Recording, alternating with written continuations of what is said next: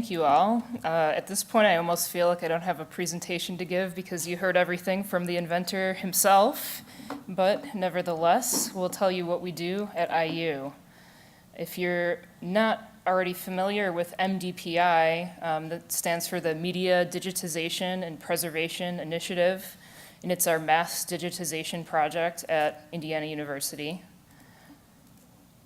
We were charged with preserving all of IU's significant audio and video holdings by the year of the IU bicentennial, which is 2020, and so we only have a few more years to go. We've actually already exceeded our initial goal of digitizing 280,000 items, and recently we added a film digitization wing to our operation. MDPI is taking preservation action now due to the detrimental effect of degradation to cylinders. Once the mold has started to work its way into the wax, the damage to the inscribed audio is irreversible. In this one here, you can see a few cracks. Sometimes we just have more brittle wax or something that's been through a more difficult life than other cylinders. And also we do see some really unique things. This one here had missing content, but we were still able to do a partial transfer. And quite interestingly, the notes for this said that it was partially eaten by a rat. So as you can imagine, I Lysoled my entire workstation after that one. Okay, so all these archives are from all these cylinders are from the Archives of Traditional Music, where we have nearly 7,000 brown wax field cylinder recordings, all recorded between 1893 and 1938, and from all over the world.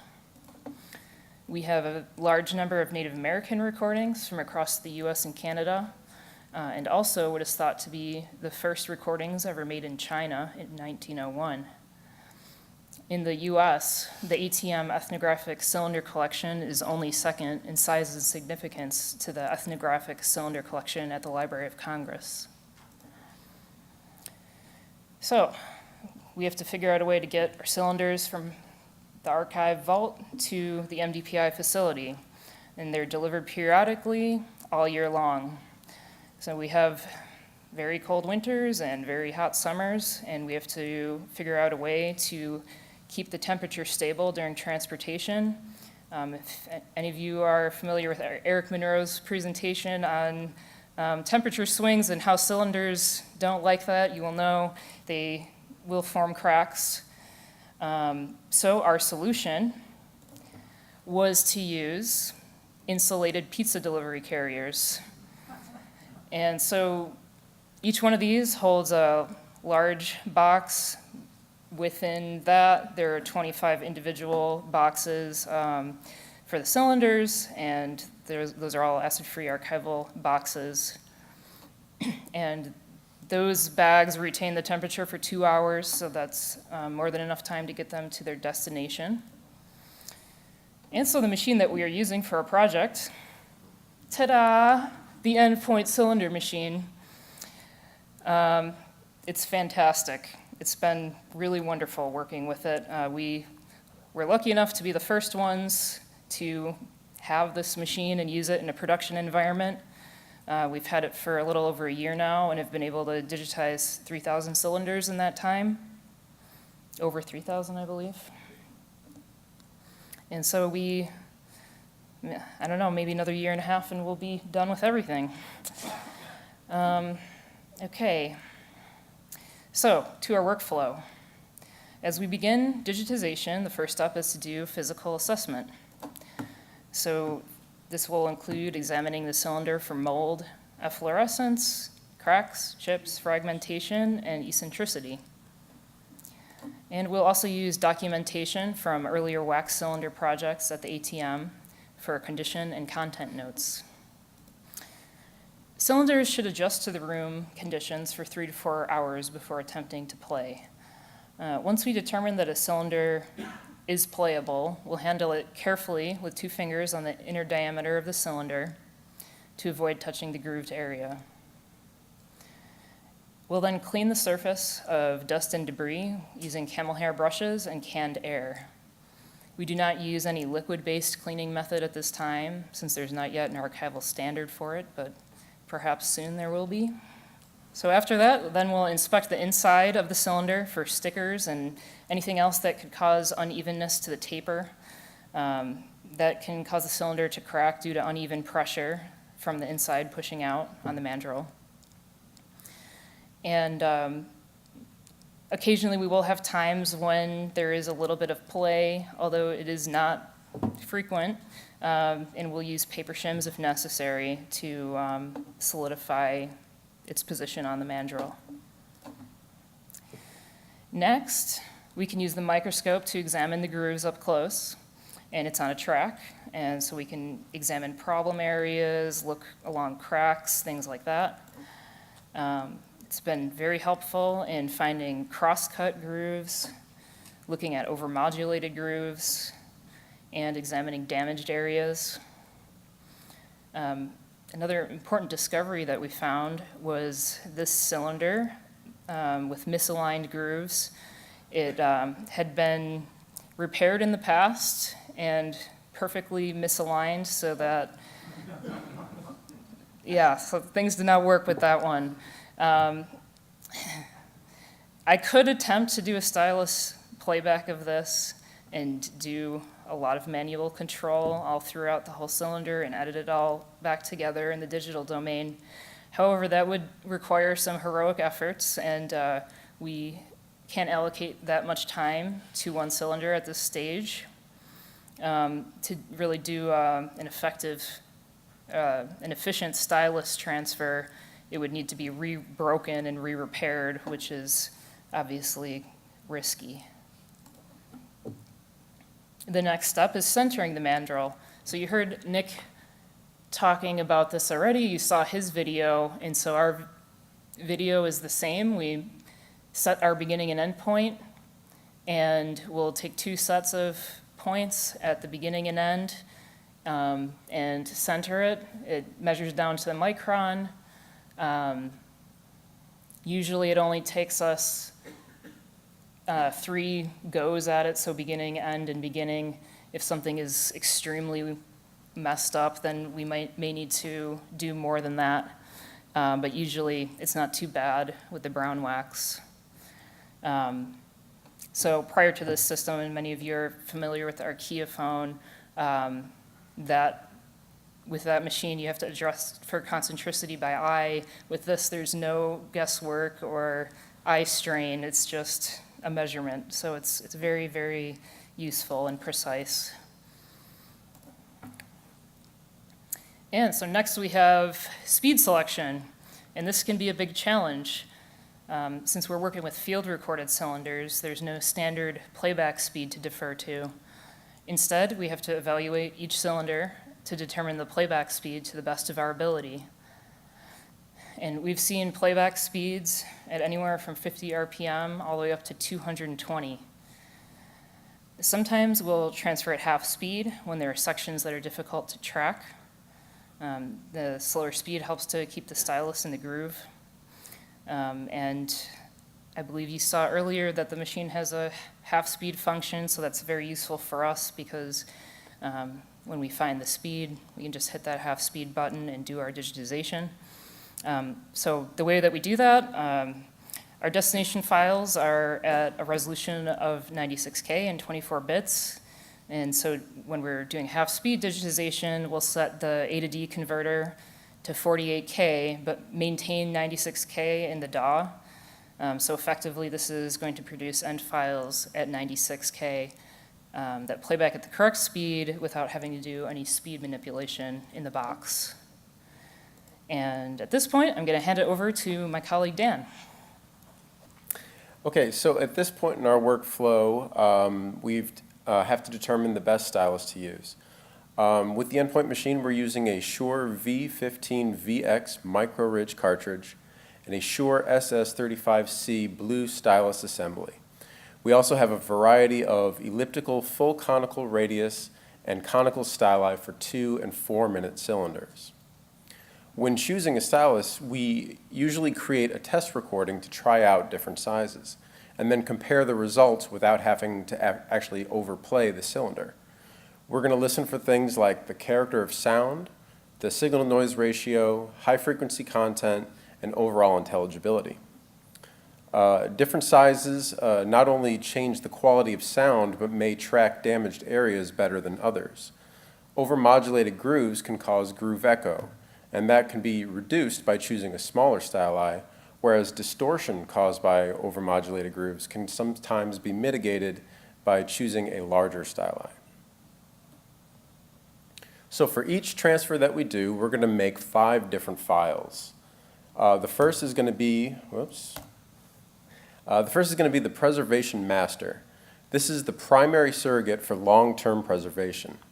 It carries the raw material from the transfer and is completely unaltered, unequalized, and unedited. Next, we have the preservation intermediate file. This is a faithful representation of the source recording. It is considered to be a co-master and a valid stand-in for preservation master. It's monosummed in the analog domain, top and tailed, and unequalized. All content in this file is edited in a coherent and chronological manner. Then we have the production master. This is the file that's used to generate all further derivatives. It's a representation of the source recording that may be optimized for presentation to the end user. Then we have the preservation master reference tone. This is a 440 Hertz tone that is a sample accurate match for the preservation master. This reference tone can be used for correcting time-based instabilities at a future date. And then we also have the preservation intermediate reference tone. This is also a 440 Hertz tone, but this one is edited in lockstep with the preservation intermediate file. For our preamp, we're using the time step TO1 EQ.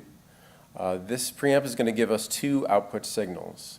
One is a 2-channel direct out after the phono gain stage, and then a mono-summed signal that will become the preservation intermediate. Because cylinders are vertically cut, we've inverted the polarity of one channel of our Shure cartridge so that both channels are going to be in phase.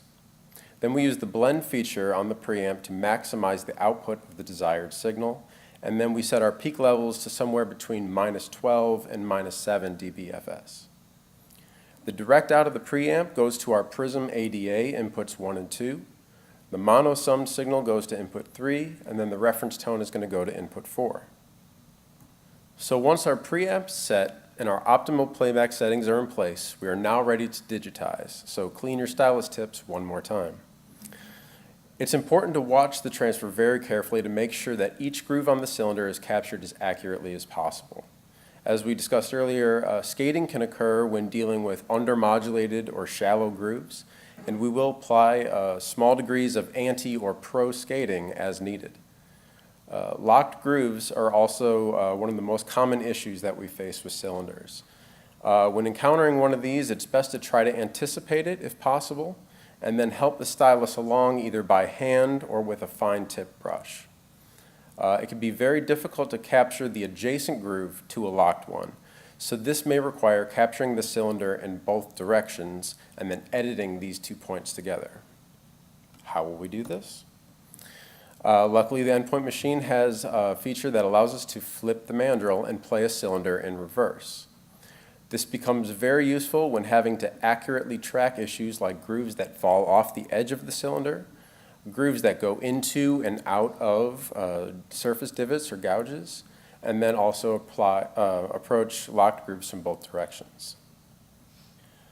Cracks can also be very troublesome. If there are any doubts about the stability of the cylinder, we won't attempt to play it. If the cracks are minor and the grooves are still aligned, then we'll attempt a half-speed transfer to ensure that we do no further harm to the cylinder. When fitting one into place, we also have to be very careful to prevent the crack from spreading due to outward pressure from the mandrel. So to do this, we're going to use rubber bands. One near the location of the crack and one at the end of the cylinder on the mandrel itself to act as a bumper. This way we don't have to push the cylinder as far on the mandrel and can also prevent it from skating around on the mandrel. Another technique is to use removable tape around the edge of the cylinder. This is a similar method, but it doesn't exert as much pressure as the rubber bands do and can be used in more delicate cases. After our transfer is complete, the next step is to create a production master file. Here our ultimate goal is access, not a complete restoration.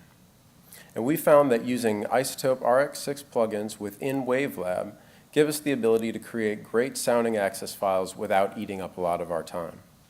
Our current signal processing uses the standard D-Click, D-Crackle, and D-Noise plugins, as well as the FabFilter Pro Q2 EQ for equalization.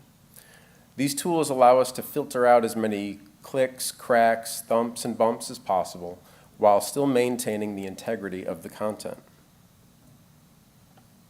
So here's an example of a production master file compared to its intermediate. As you can see on the left there, a cylinder with a small crack in it can create some big problems for our audio.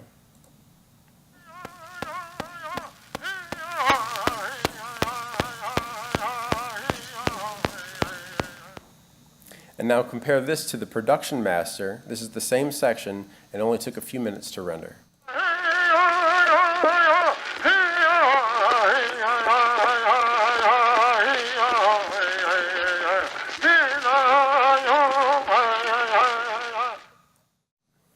Next, we're going to enter our metadata into the physical object database.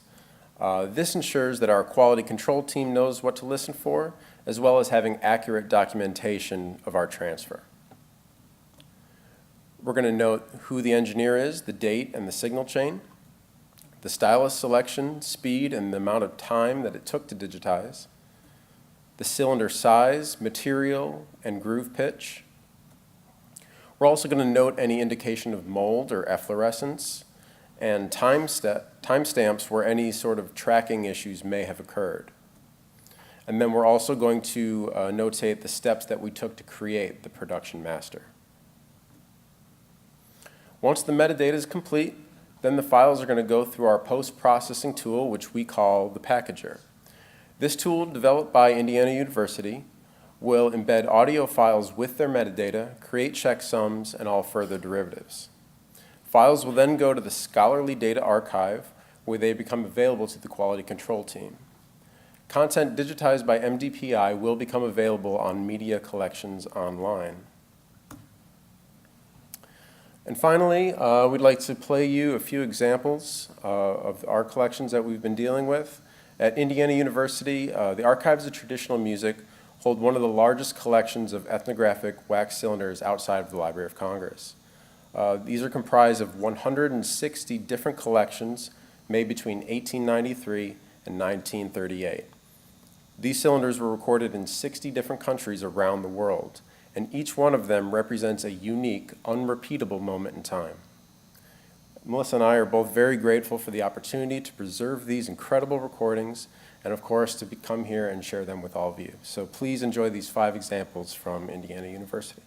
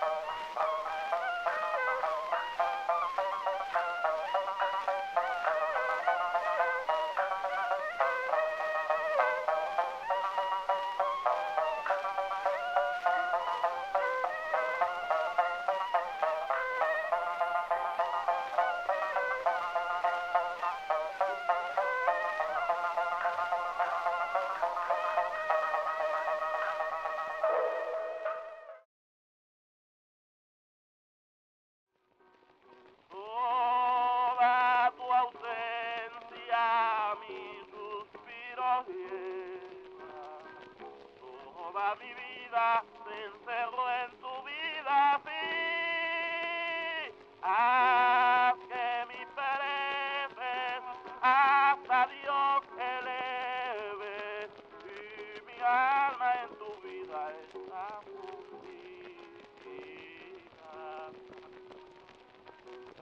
Amor despierta mi laúd sonoro y mientras más te halago más te canto, mientras más me desdeñes más te adoro y el más acervo de mi amor el ya. That's our presentation. Thank you very much.